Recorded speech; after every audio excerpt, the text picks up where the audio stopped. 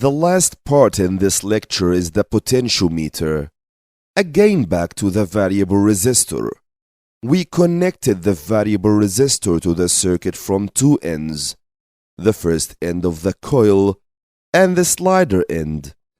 In this part, we are going to connect the variable resistor from three ends, the first end of the coil, the end of the slider, and the second end of the coil. The two-way connection we studied before is used to increase the total resistance of the circuit and hence decreases the total current. But the three-way connection is named the potentiometer. Potentiometer will not affect the current at all. Potentiometer varies the voltage across the voltmeter according to the position of the slider. Let's draw in the circuit symbol to simplify the case. Remember the three connections: the first end of the coil, the second end of the coil, and the slider end. Let us first study the case of the slider is exactly in the middle of the variable resistor. The slider here acts as if it divides the whole coil into two separate resistors connected in series: the blue resistor, which is connected to the voltmeter, and the red resistor, which is out of the voltmeter.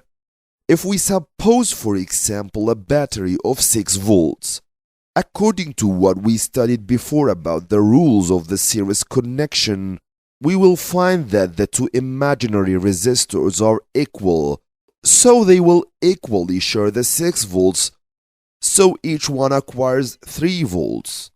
This means that the voltmeter, which is across the blue one, will read 3 volts. Actually, we can simply vary the voltage across the voltmeter by moving the slider. If we move the slider to this position, the blue imaginary resistor, which is connected to the voltmeter, is now the bigger one, so it has the bigger share of the voltage than the red one. Now it reads 4.5 volts by ratio. Moving the slider in this position will make the voltage across the voltmeter equals to the whole voltage of the battery, 6 volts. Of course, we neglect the resistance of the connecting wires. This position again will read 4.5 volts. Here the reading will be 3 volts. In this case, the reading will be 1.5 volts. If the slider is here, the voltmeter will read 0.